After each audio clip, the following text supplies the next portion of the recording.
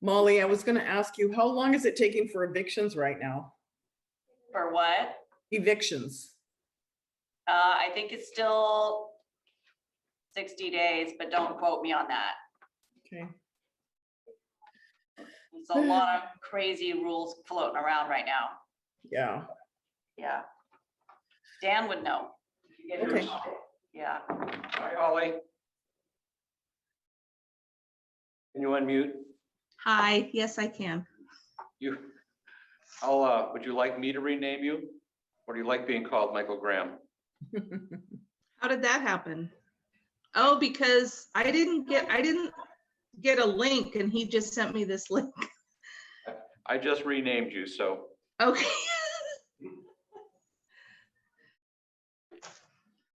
All right, I believe then, with Holly, that we have everybody who's coming.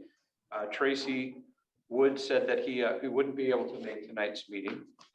So with everybody else here and staff, are you ready? Not hearing anything. I'm assuming that they're ready. Oh, I heard ready.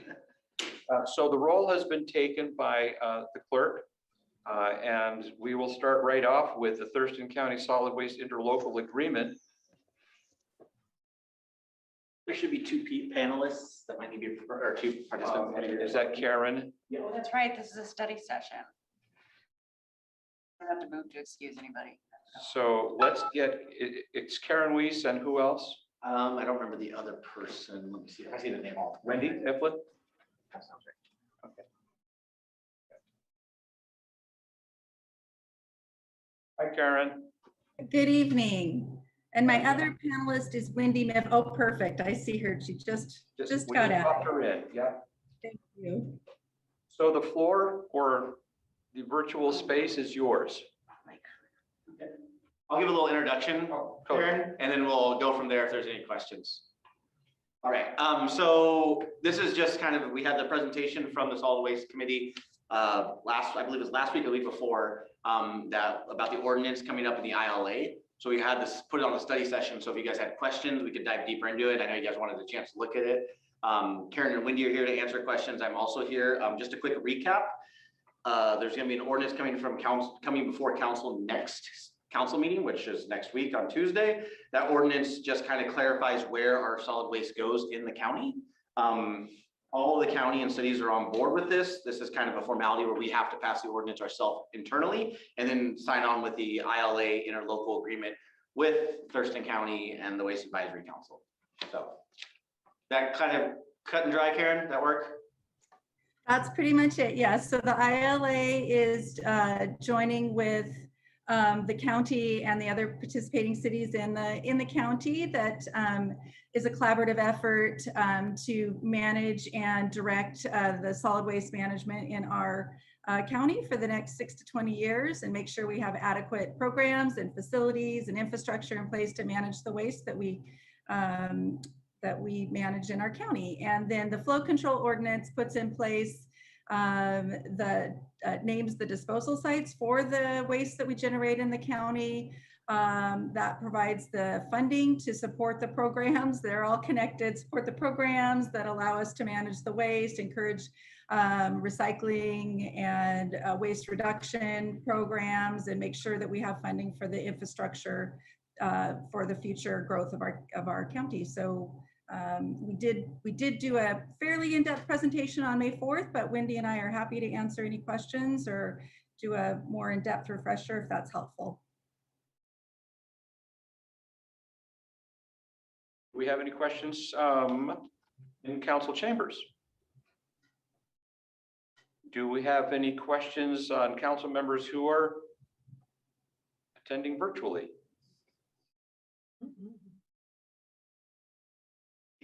Okay, we'll bring the ordinance and the ILA before council next Tuesday. Awesome. Thank you very much. Thank you for driving all the way out to Yelm to join us for our study session. I hope your commute was easy. It was very easy. So thank you for making it so easy. Appreciate it. Karen, thanks, Wendy.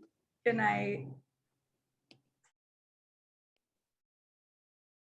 You're waving at the camera, not the screen. I'm waving. I know, it's very, It doesn't matter. and I have my laptop on, so. You're waving. You're waving at I'm the doing screen. both, and it's all delayed. So the next is the community beautification by businesses and commercial property owners. And this was put on the agenda at the request of Councilmember Carmody. So the floor is yours to talk about this with council. Well, thanks. I don't know exactly what we had a comment from a citizen saying that now that COVID is over, she would like the local businesses to start sprucing themselves up a little bit. And I said, well, you know, we can't obviously direct a business to do something like that, but we can talk about it in council and see if maybe there are some, you know, incentives that we could give or some funds that maybe we could direct that way. And I know that Terry was actually talking about beautification, and that's one of her big things. So I was wondering if this is something that we could talk about. I mean, do you guys have any ideas? Terry does. Terry, Yeah. this is your baby. Oh, thank you. Well, last week, it was either Thursday or Friday, can't remember what day it was, but Michael and I took our driving tour because it was too rainy and too blustery to walk. And we did just a tertiary beginning look, just driving through what we saw. And I do have a whole page full of wild notes here. So what I have to do is organize them into little categories. I mean, things like Wayfair signs we talked about at EDC, and I don't know if we are going to be having those meetings anymore, but I will check in with Tammy. We were supposed to get some samples of those so we could look at them. And Michael and I decided we definitely need better signs that say welcome to Yelm, because they're very small, and just doing a lot of consistent things that would make things visually look better. But certainly businesses is something that I want to do, whether it's paint, just get things going. And then I have to spend, you know, my money for the beautification, maybe some park benches, flower pots, those types of things. We looked at the poles where the flowers are now. Some of them are kind of scaggy. I talked to Cody about the fire hydrants. They are all different colors. I don't know why, but it would be nice to do one color for those, or a working color and a non-working color. But again, just make consistency is basically what we were looking for. Just cutting grass, trimming things, consistencies of signage. And also the other gentleman, I think it was Josh, that had a group that were doing painting, and he asked Mayor Foster about the PSE signs and boxes, and could they go ahead and paint them? And I don't know if he checked, or if JW, if you checked, if that is fine, but they certainly do them in other cities. So that was another project. So there's various projects. It's just about coordinating everything and getting something going. So Terry, would you, I know that when I stopped by your table the other evening, you guys were kind of batting around the idea of murals. Oh, yes. The sides of the building. So would you have people do some sort of a theme, or, I mean, what were you thinking of as far as murals go? We could do a theme. I guess we could have a competition, or we could have a group that would discuss it and then go and do it. This gentleman for the PSE signs, he said he had people that did murals as well. So I'd like to get together those people in a group and just see what kind of ideas they had. But there's certainly enough walls that we can do something bright and colorful, or even one of my suggestions, there's a partial wall. And I think it'd be really cool to just put like paint vines on it as if it was old growth or something like that. Even if it's not color, it could just be a fill-in that looks natural. So lots of ideas, just planning and execution. But I think it's definitely the right time to do it. And I don't see why I can't use some of my money if I want to buy paint or do anything I want to do with the cooperation of the businesses. Terry, a little background, just so you know, fire hydrants are different colors because they indicate to the firefighters what kind of flow volume they could expect out of that hydrant if it's hooked up to a larger water main with good pressure. They could get like more than 1,000 gallons per minute out of a green hydrant, less than 500 gallons per minute out of a red hydrant. And then we also have purple hydrants, Mhm. in Yelm, which indicate that they're serviced by the reclaimed water system. So it's, and those could be variable pressures as well. What about the white and blue ones? Yeah, we have white and blue, correct, Molly? Each one for this fire department would be indicate a different pressure system. That's really cool. I didn't know that. I don't either. Well, you see, you learn something new every day. Maybe they could just be refreshed with fresh paint. Yes. And the other thing was the PSE boxes or any of the utility boxes, we have to find out who they belong to. And then we have a couple of people who are interested in painting them. Olympia does a great program with those vinyl wraps. So they actually do a contest every year in their community. Who they submit art, people who submit art, and the winners are then turned into these vinyl wraps that go across those boxes, which is pretty awesome. Cool. So we're looking into that and making sure we get permission from Consolidated and PSE and others. And Terry, I know that different communities have also decorated their own bus stops. So if you wanted to, maybe we could coordinate with inner city transit to say, hey, we want our bus stops to, you know, reflect the community of Yelm. Maybe we could do that too. That would be really interesting too. Mhm, mhm. Yeah, I thought the bus stops looked nice. They look newer, so. They I kinda are newer, yeah. Yeah, but yeah, all of those are great ideas. So I don't know if this goes to a beautification program or to if this is the Arts Commission, or we could split it up. Don't know the protocol we would do for that. The best thing moving forward would be to get like-minded people together and have your own ad hoc committee about all of these ideas, and then come back to council with the form that we use to bring ideas to council. Okay, And then that could go to the general government committee, who could then, you know, put it out to whomever would be making the decisions on it. And if it affected a park, then we bring the Parks Board in. If it affected Public Works, they'd have their way in on it as well. But yeah, jot your ideas down and submit them. do you know what, if there was any movement on the Wayfair signs, if anything was ordered? Nothing? Okay. Okay, I'll try and organize something and get a few groups going so we can talk about all that sooner than later. Oh, we even talked about doing a little trim painting on our old city hall, just to give a little pop to the building. I'll talk to Cody about that too. Submit submit a work order to me or Michael, and we'll see about getting that done. Okay. All right, good. Any more conversation on that? Any weigh in from the virtual attendees? We'll move on then. James, you're up. James had wanted to have this put on the study session agenda about collecting and or sharing COVID-19 vaccination information. So, James. I'm here. So as a lot of you know, last week came out with LNI putting out their latest guidance, and basically they're asking employers, which, and I'm going to read from exactly what I wrote on the sheet. They're asking employers, which includes the city of Yelm, to document and store information regarding employee COVID-19 vaccination and have this information available upon request. In my opinion, this is an invasion of medical privacy and promotes discrimination in the workplace.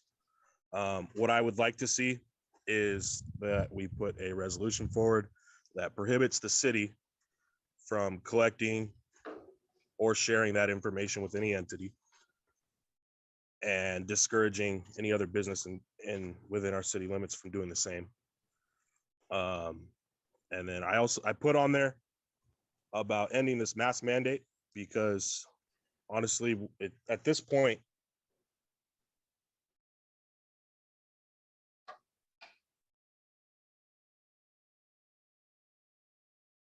Still there, James? Bad timing for your connection to fail. enough information on their own to make that determination for themselves of whether it's good for them or not, or anything regarding that. So I'd like to hear what everyone else thinks about that. James, I'm sorry, you cut out like for like 20 seconds of that. Would you mind repeating that last little bit? I'm sorry. Where did I leave off? You, Invasion of privacy. yeah, that's a good start. Okay, so we didn't get to the last part. So again, my opinion is it's an invasion of privacy, and it promotes discrimination in the workplace. I don't think anyone should be forced to disclose whether they've gotten it or not. I don't think, especially the city, since that's where our jurisdiction is, I don't think we should be even asking anyone. Beyond that, I would like us to see a resolution that prohibits the city from collecting or sharing that information with any entity, and then also just discourage any other businesses within city limits from doing the same. As far as the masks and all that, like I said, we have no business asking anyone if they've got it, and no one should feel forced to do anything. Everyone has the right to and access to the information to make the decision on their own, whether they're going to get it or not, and should not feel the need to disclose that to anyone. So I'd like to know where you guys are at on that. James, didn't you say there were some other jurisdictions that you found that were doing this already? Bonnie Lake just passed something like this yesterday. What about, can you speak to HIPAA? I don't know, and I know a little bit about HIPAA, but does it go in conflict with any of that? I'm not a lawyer, so I couldn't tell you definitively yes or no. In my opinion, I think it does. A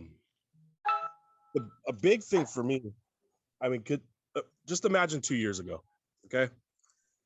You walk into a store or city hall or anywhere else, and before you walked in, you had an employee or someone come up to you and they demanded your vaccination records before you could come in. I mean, just think about what your mindset would have been 2 years ago if that happened. But somehow it's okay now. And in my opinion, it's not. And the city should not be even voluntarily asking for that information. And they definitely shouldn't be storing it to share with L&I or anyone else. The other irony that I've been reading, I don't know if anybody's read it, and I'm sure there'll be some eye rolling, but there are a lot of articles out there on that the vaccinated people are shedding their spike proteins, and it's actually dangerous for the unvaccinated people. So it's this double-edged sword. Do you do or not do? And I agree. Everybody knows I agree. We should make our own choices on this, because I don't think any one of us is more dangerous to the other than the other. It can go both ways. I've read the same things. And again, some people you tell, they roll their eyes. I don't know if it's true or not. But I have to agree that I do feel it is a little bit invasion, that it's really nobody's business, but our own personal choice.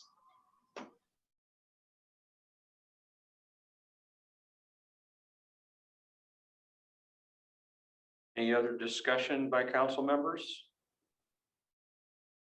Sounds like there's at least enough support to put this on a city council agenda to discuss further.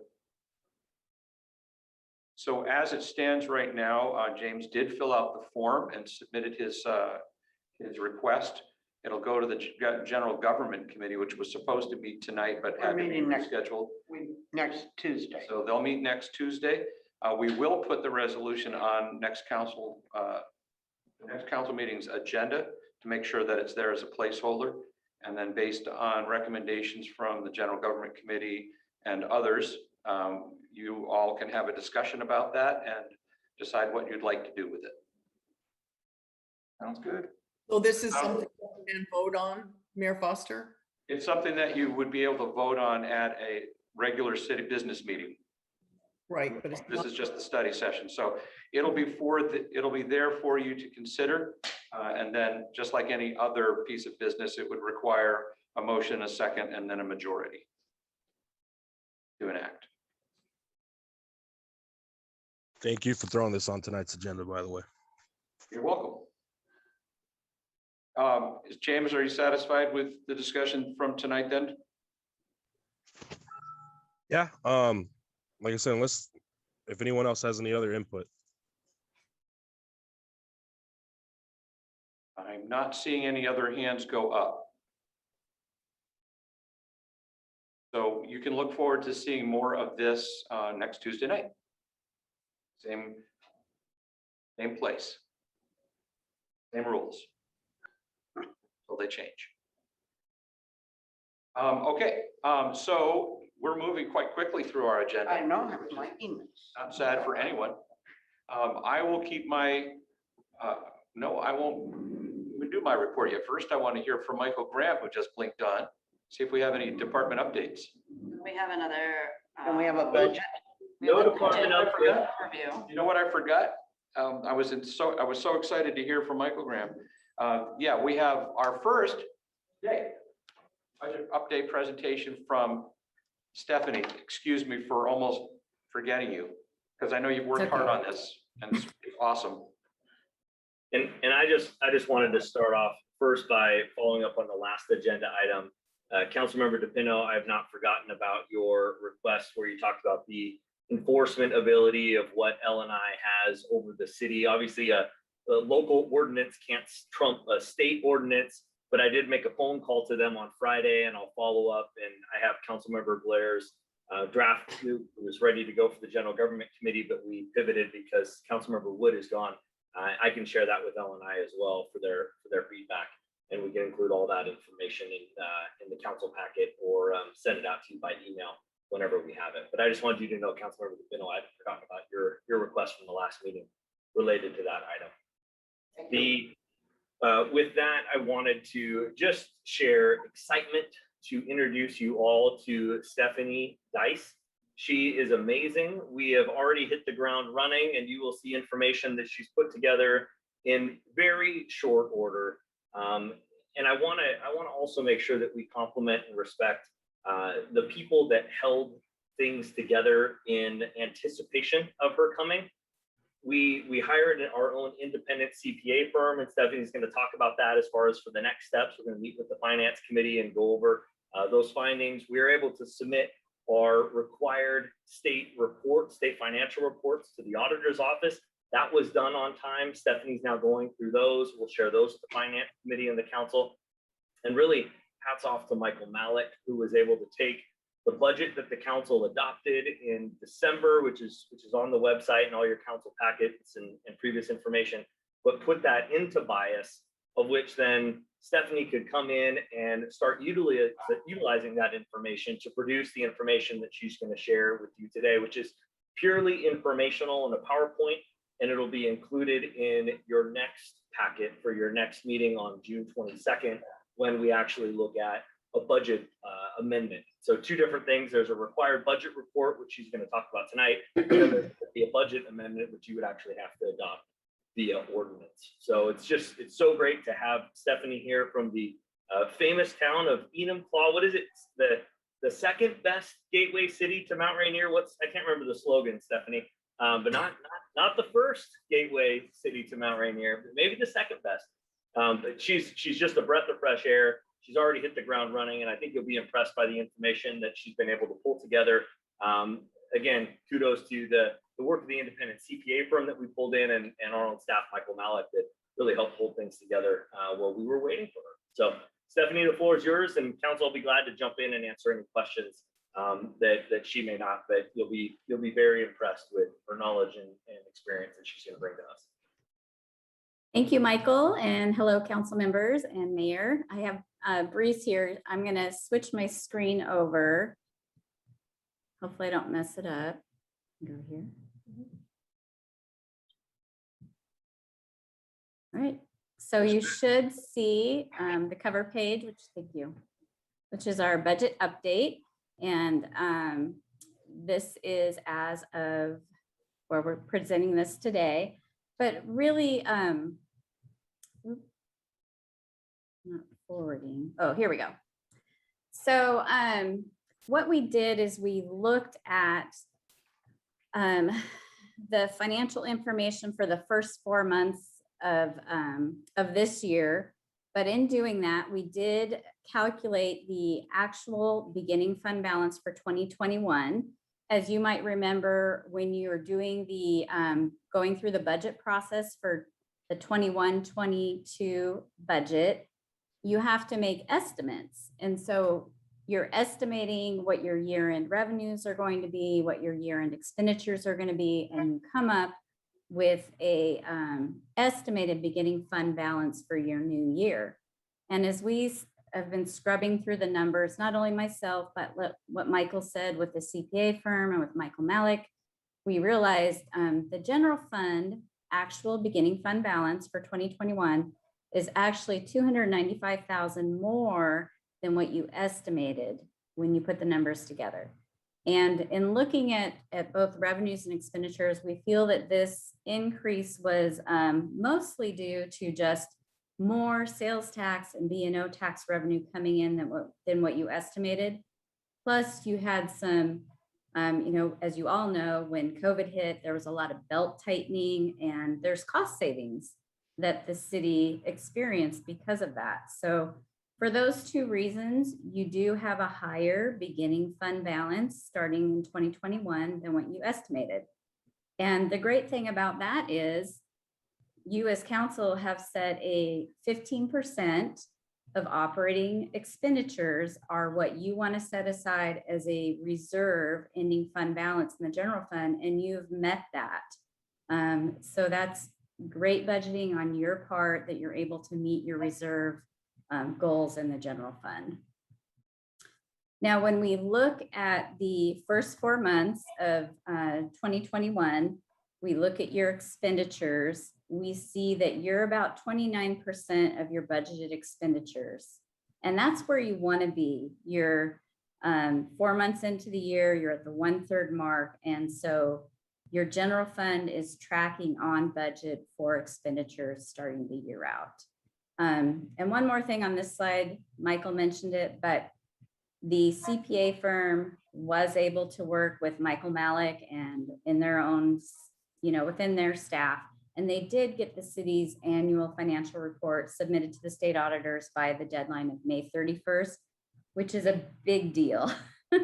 Because if you don't get it submitted by that time, they're going to write up a recommendation when they come out to audit. So everything was submitted on time. I've looked through it. It all looks good. And we'll just await the day that the state auditors announce they're going to come out here and visit us. And stop me if you have any questions. Otherwise, I'm just going to keep on moving through this. Councilmember DePino has a question. Hi, Stephanie. You said the first 4 months, the amount is 1.365 million or 1.3 million-ish. I'm just wondering, how does that compare for the first 4 months of 2020? So I might have confused you. That 1,365,000, that's your beginning fund balance. That's not expenditures. And that's what you estimated. The actual beginning fund balance was about 1.66, I believe. Okay, thank you. You're welcome. Any other questions? All right, move on. When Michael Graham and the mayor hired me, they didn't ask if I was really good at PowerPoint, which I am not. So forgive me. I'm not great at it, but I'll try. So one of the things, so we looked at every fund when we're looking at estimated beginning fund balance versus actual. We look at every fund, not just the general fund. And so you'll see on this slide, we did see 3 funds where the estimated ending fund balance, the actual ending fund balance was much less than what you estimated. And so Fund 120 is your transportation facilities fund, there was a difference there of about 44,300. In your LTGO debt fund, which is your limited tax general obligation fund, 200. That's a debt item that the city has to levy property taxes sufficient to pay that debt service. We saw a difference of 23,000 between the estimated ending fund balance and what it actually was. And then in your road and street construction, and I know this number looks big and it looks scary, there was a difference of about 1.29 million. However, in talking to Cody, we think what happened in this fund is that we didn't receive some of the grant reimbursements that you were expecting by December 31st.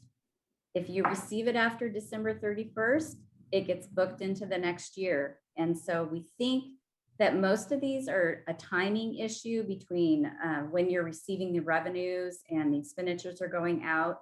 So we will be doing a more thorough review of these funds, and just keep in mind that we will need to get these reconciled during the 2021-2022 budget process, the amendment process. But we're hoping most of it is just a timing difference. So we'll bring forward more information on these three funds. Any questions? Okay.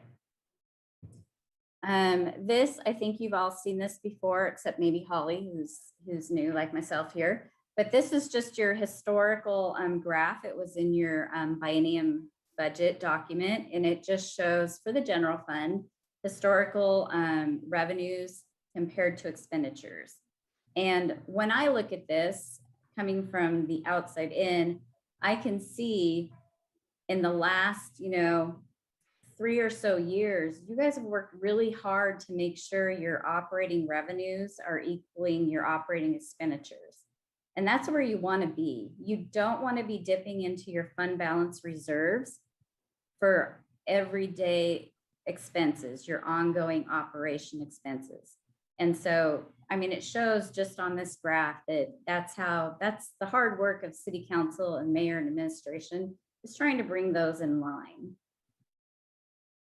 If we go to the next slide, this is one that I threw together. It shows the top two lines. Your green is your general fund revenue. Your purple is your general fund expenditures. I only did it for 3 years. I did 2020 through 2022. And again, you can see that your revenues and expenditures are really close. And then down at the bottom, that's your general fund reserves. The red line is your 15% that you've said absolutely want to have this set aside in reserves. The blue line is where you're actually at. So you are exceeding your 15% reserve requirement. You do have a little delta there. But anyways, that's just another way to look at it. And again, I think you guys are doing a great job. You're budgeting as you should, and you're on track. Any questions on that one? All right. So what are we working on? I just started week 4. And so this is one of the big things, is just putting together a financial, it's just an informational report. We have an RCW out there that says that the city needs to provide council with quarterly financial reports. It's just for your information. So we've put that information together. We shared it with the finance committee last Friday, and we'll bring the whole report forward to the council as a whole. The other thing that we've been talking about is actually doing the first budget amendment ordinance. And this is where we'll take care of some housekeeping items, and we will officially amend the budget via ordinance. So I just want to make it clear, the budget amendment ordinance is completely separate from the financial update report. 2 separate things. And then, like I said, we did meet with finance committee last week. And so I'm excited to work with them. We're going to be looking at maybe some, development of the budget schedule and some financial policies that I want to bring forward. And then, of course, when I talked to the independent CPA firm, they need a few weeks out to pull together all the information that they've done for us and put it in a package and bring it to Michael and I to discuss. And of course, when we get that information, we will definitely pass it on to council. And then, like I mentioned earlier, we have everything submitted to the state auditor's office. We're just going to wait for them to call us and schedule and come on out here to Yelm and audit our books. And then the last thing, preparation for mid-biennial budget review and modification. That is a requirement of RCWs, and we will be tackling that early fall. I think, let's see, that was it. So if anybody has any questions, I'd be happy to field questions now, or you can call me or email me anytime. Terry, go ahead. Hi, firstly, welcome, Stephanie. It was a Thank pleasure you. to have you in the meeting, and when I can attend a finance meeting and not glaze over, it's a really good sign. Thank you. That ordinance part, is that where we were going to talk about streamlining the funds that you would talked about? So the budget amendment ordinance. Yeah, remember we Yes. talked. That's gonna come when we redo the budget. One of the observations, council, is Stephanie, took a fresh look at our perspective. Tell them the story about what happened. Tell them what happened. That was so funny. So Stephanie comes in, I said, Stephanie, do you have any feedback? And she goes, well, you guys really have a lot of fun here. I said, yeah, we're a great place to work, really exciting, lots of great things happening. She goes, no, funds. You have a lot of funds here. Like you have too many funds. I'm like, oh, well, we are a great place to work. We do have a lot of fun. She goes, yeah, yes, but from a technical perspective, too many funds. So we got to rein those in. So we talked about, just for simplicity and consistency, staying the course now. And then when we go to adopt the next biennium budget, then shifting course and ratcheting back, reining in the funds a little bit and reducing them. And obviously, if we get to the point of the mid-biennial budget, which is required by RCW, and Stephanie says, hey, actually, I've got my hands around this, I think we could do it now and the finance committee is comfortable, we could do it at that time. But yeah, the takeaway is we have too many funds. We can simplify it, which makes it easier for council and the public to track. And the best time to do that most likely would be the next biennial budget. Okay, thank you. And I'll just throw in that is a recommendation, not only from the state auditor's office, but from the Government Finance Officers Association, which is a national-wide organization that governs really governmental accounting. And really they stress to have as few funds as possible. But there's definitely a few funds out there that really don't have any activity, so there's really no need to keep them open. And of course, if we do decide to combine some funds, we'll bring that forward to council, because that will need to be done through an ordinance. Molly has a question for you. Yeah, well, this wasn't really a question, but it is an observation. I think that's been one of those things, Stephanie, that we've been trying to do for years. And I just having so many people in finance, it's been really kind of hard to do. So hopefully we can get that done and sort of clear things up a little bit, because you're right, there are a lot of funds that aren't even being used anymore. And even if they are being used, they're just minimal amounts that really should be somewhere else. So yeah, I'm glad you brought that up though. Thank you.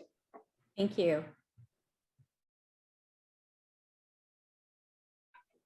Well, with finance directors, it's obvious to see that fourth time's the charm. Great work. Thank you.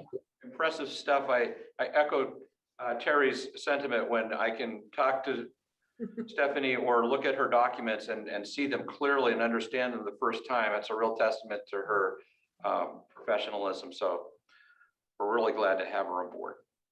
Well, thank you. I have enjoyed my first few weeks immensely. I'm glad to be here. See, you did have fun with our funds. I did have fun. Yes, I did. Very good. Well, if there are no other questions for Stephanie, then we will go on. Now I'll catch up with myself. And Michael, did you have any other department updates that you wanted to do? No, Mayor. I think I did it. It's a miracle. Mark this date down. He's kidding. Where's Michael and what have you done with his body? I love you all. Thank you very much. So, and yeah, I have a very short report as well, and simply to say that this last week in Yelm has been terrific. Our crews have been hard at work, and we've never seen Yelm look better than what it's looking like now. They got the splash pad open, and kudos to those council members and staff members who worked so hard to get that public amenity going. If you went by the park this weekend, you can see how much it's appreciated by the families. There were people literally camped out there all day with their little pop-up tents, and they used it so much that we had to shut it down a couple of times because it was almost like overheating or something. That's not the technical term, but we did have people on staff who were monitoring it. It worked great. And along with the farmers market, which had a record number of people show up on Saturday, some 700 attendees at the first farmers market. Things are popping back like the POP program. They have somebody working that, and the community garden is overflowing with produce to the point where the volunteers came in and picked it for a local church feeding program. So the flower baskets are up on Yelm Avenue. It's just everything. The hawthorn trees were blooming, and Yelm just looks great, and wanted to shout out to our staff for helping it look so good. I don't have any other updates for you, council. So we'll go around the horn and see if there's any other initiatives.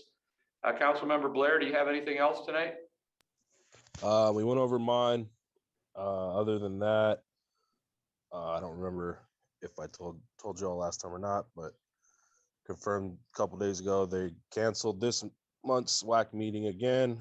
As of right now, the next one is July. Okay, Councilmember Carmody. Intercity Transit is tomorrow, and unfortunately, I missed the Finance Committee meeting because it was on my calendar, but it's been on my calendar for the past 6 months, and it has not happening. So I just assumed that it wasn't happening again Friday. So that's my bad. Stephanie, I promise to make it next time. I apologize. And also, actually, I would like to mention that maybe, I know that we've talked briefly about the back 640 and what we need to do with that. And I just kind of would like I know we've asked for more clarification, over and over. I think people just are not understanding, because I still get questions about it. So if we could have like a really, really basic, this is what an LID is, and this is, just some super basic information just to send down the pipeline to people, I think would really be helpful. So maybe at the next study session, just like an LID and back 640 101. Absolutely, we That can. would be really helpful, especially with Stephanie brand new and online, she's. And Holly. And Holly too, yeah. So that would be great. Consider it scheduled. Perfect. Other than that, that's all I've got. All right. Councilmember Curry. I don't have anything. Everything starts tomorrow. Okay. Councilmember Smith. And typically, Well- Holly, I'm sorry for interrupting. With our business meetings, we want the council members to report back on their subcommittees and their extraterritorial committees and so forth. But at the study sessions, if you just have anything that you'd like to bring up for general discussion by the council, great idea. This is a great place to sort of show it some sunshine. Well, I literally just a couple of hours ago got my list of committees that I'm on, 1, 2, 3, 4, 5. So, but I haven't had any meetings, and so yeah, I'll be learning a lot. So I don't have anything else though. Holly, what committees are you on? I am on, well, I'm assuming these are committees and liaison, Yelm Planning and Economic Development Committee, the Yelm Public Safety Committee, the Yelm General Government Committee, the Yelm Emergency Operations Board, and the South Thurston Economic Development Initiative. That's, Yeah, Very all cool. towns. Yeah. Yeah, I didn't know of it because I know that they're moving around the public works and community development. I didn't know. So very cool. Have fun. oh, yeah. Thank you. I can see my calendar filling up even more. No, it's all good. Thank you. Try to be respectful of your time, but there's just so much information to share at these meetings. You're gonna, yeah, lots to learn. And our doors and phones and Zoom meetings are always open, so ask all the Yeah. questions you want. Very good. Tracy is not available for tonight's meeting, so we'll go to Councilmember DePinto. Mayor, had a constituent reach out to me regarding a crosswalk by Ridgeline. The ones that are there currently, she thinks that they aren't enough. I would like to see if there's more safety options that we could add to that, so. Yeah, I saw that post, and we also have had discussions with the community schools and with the State Department of Transportation. It's their crosswalk and their lighted signs, and they're terrible. So we've been trying to get them to replace those with brighter lights and a louder audible, because we cross that at that point quite often to get to the trail, and there's, you know, many families who cross there to get to the schools. It's not a safe situation. Plus the speed goes up dramatically there even. So Cody can help me apply the pressure to DOT. They simply need to upgrade their signage, that system. If they put in the ones that are like across at the middle school, can't miss those. Yeah, that's actually what she messaged me about. She's like, could you make them like the middle schools? Yep. So, yeah, So we'll keep working on that. sounds good. Thank you. Councilmember Kaminsky? Yes, and while you're talking to WashDOT, Michael and I decided we needed to spruce up the roundabout on their state highway because it's looking a little shabby. So please put that on. Somebody hit it. Why people keep hitting it. No, I mean, somebody's cleaned it up in the last 4 or 5 days. You were out there today. Yeah. in the bypass area. Yeah, that's that part up. Yeah. Noted. I was on the finance committee, but we talked all about that. It was very fun. And after all that, I did miss the not the splash park, the flying toilet installation, but EJ says it was fantastic, really incredible. And I did. Report next week on that. I believe that we have scheduled Councilmember Curry to be the first flush. Very good. Oh. How wonderful. And the splash park thing was great, and the farmer's market. It just feels like it's going to be an amazing summer with our programs back and our festivals in the park. It's going to be so fun. That's my report. Councilmember Blair, you have your hand up. Yeah, Councilmember DePinto's comments just sparked something in my head. I want real quick. I'm not sure if it's something. I mean, it's probably pretty common for traffic around schools during pick up and drop off. But there was someone that got a hold of me specifically regarding around Prairie. I don't know if maybe one of these mornings I'll try to make it over there and kind of see exactly what they were talking about. But I guess there's some complaints about like heavy congestion around those times. I don't know if, like I said, I don't know if there's anything we can do about it, but I brought it up to Michael during the finance committee meeting and just to follow up again. Where And was then this, James? What are you talking about? apparently near Prairie Elementary, during like pickup and drop off times. If there's something, they're asking if there's anything we can do to try to help alleviate the flow of traffic around there during that time. Well, like I said, I understand pick up and drop off during schools. I mean, it's expected, but if we could monitor it and see if maybe there's something we could do, then cool. Other than that, since Councilmember Kaminsky brought it up regarding that roundabout, if we could somehow get water access out there, I'd be more than willing to go out there and pressure wash up. But I'm not sure how to get water out there. yeah, it's a shared responsibility. Of course, that's a Department of Transportation roundabout. But we do share some of the maintenance on that. So we'll talk to Cody about maybe getting the crew out there to spruce it up a little bit. As for Prairie, that is in the county, even though it's in Yelm Community School District, it's not within the city limits. So it's a county roads issue. And the school district understands there's a traffic problem there. There's really not much you can do except put more kids on buses. But many parents like to pick up and drop off their kids in their personal vehicle. And until DOT comes in and puts the roundabout at 5 corners, don't hold your breath, but that's their plan at some point down the road. Then that traffic problem is just going to increase.